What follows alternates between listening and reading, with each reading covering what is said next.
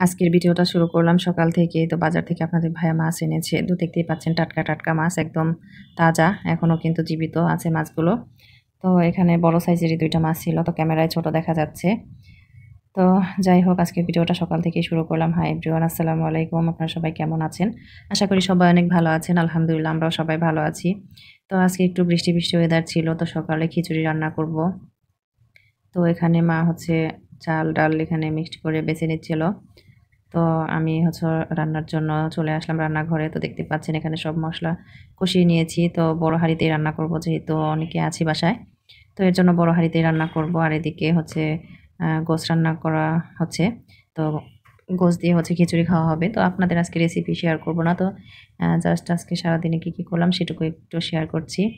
তো যাই হোক রান্না শেষ হয়ে গেছে। ওদিকে হচ্ছে আমি একটু লাচ্ছা ভিজিয়ে নিচ্ছিলাম। তো দেখতে পাচ্ছেন আমি দুধটা অলরেডি জাল দিয়ে নিয়েছি। তো আপনাদের সাথে শেয়ার করতে পারিনি। তো এখন হচ্ছে আমি বাটিতে লাচ্ছাগুলো ভিজিয়ে নিচ্ছি। তো যাই হোক আসলে সারাদিন অনেক কিছুই করি। সবকিছু তো আপনাদের সাথে শেয়ার করতে পারি না। তো একটু, একটু যেটুকু পারি শেয়ার করার জন্য আপনাদের জন্য রেখে দেই ভিডিও করে। তো যাই হোক আমার খিচুড়ি রান্না রেডি। তো এখন আমি প্লেটে বেড়ে নিয়েছি। এখন খাবো।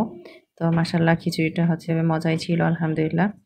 তো আমার বাসায় ঝরঝরা খিচুড়িটা কমই হয়। তো সবাই একটু নরম খিচুড়ি পছন্দ করে। আর যেহেতু আমার বাসায় ছোট বাচ্চা আছে তো কিভাবে খাবে আমি সেভাবেই সবসময় চেষ্টা করি রান্না করতে।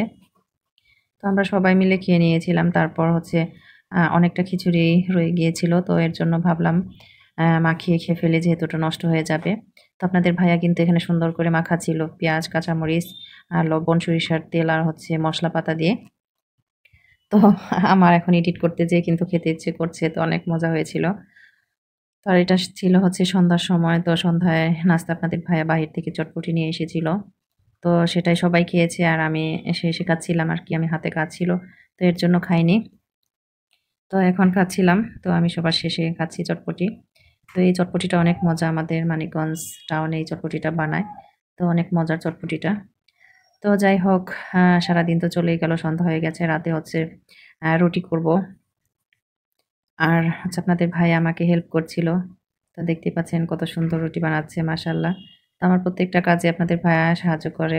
আলহামদুলিল্লাহ আসলে সব স্বামীরা করে কিনা জানি না। তো আমার হাসব্যান্ড আলহামদুলিল্লাহ আমাকে অনেকটাই সাপোর্ট করে, অনেকটাই হেল্প করে।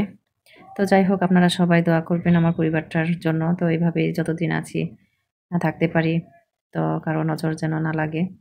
তো যাই হোক সবাই ভালো থাকবেন, সুস্থ থাকবেন।